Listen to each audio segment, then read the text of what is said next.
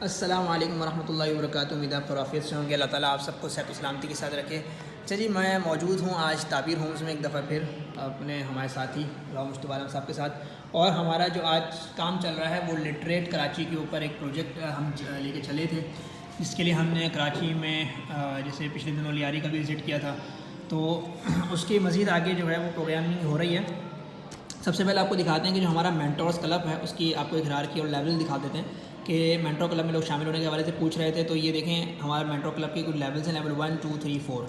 پہلا لیول ہمارا volunteer level ہے۔ اس لیول کے اوپر ابھی ہم لوگ جو ہے وہ رجسٹریشنس کر رہے ہیں۔ والنٹیئرس کو کراچی سے جو ہے صرف ہم والنٹیئر بھی جمع کر رہے ہیں، کم از کم 20 سال سے ان کی عمر زیادہ ہو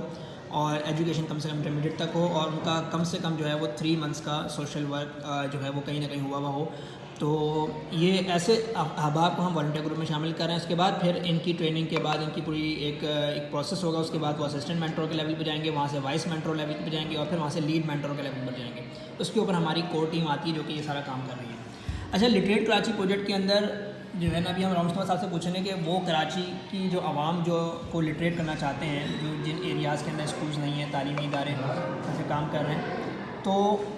وہ کیسے وہاں تک پہنچیں گے، اس پر جو ہے نا ذرا ہم ان سے گفتگو کرتے ہیں۔ جی، آپ کچھ لٹریٹ کراچی کی ڈیفینیشن بتا رہے تھے، تھوڑا سا بتائیں۔ دیکھیں، لٹریسی جو یو این جس کو ڈیفائن کرتا ہے نا، وہ یہ ہے کہ ایک انسان کو لکھنا پڑھنا اور بیسک میتھس جو ہے وہ اسے آتی ہے، کہ دکان سے اگر سامان خرید رہا ہے تو کتنے پیسے دیے ہیں، کتنے واپس لینے ہیں،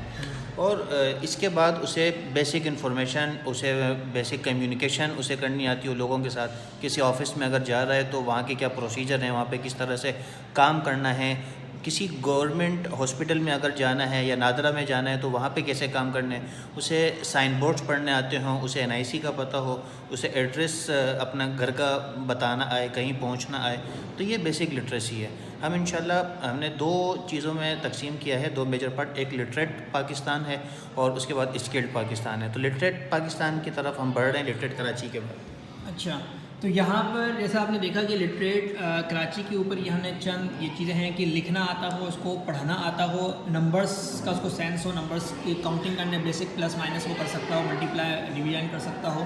اس کے ساتھ ہی جو ہے اس کے اندر جو ہے وہ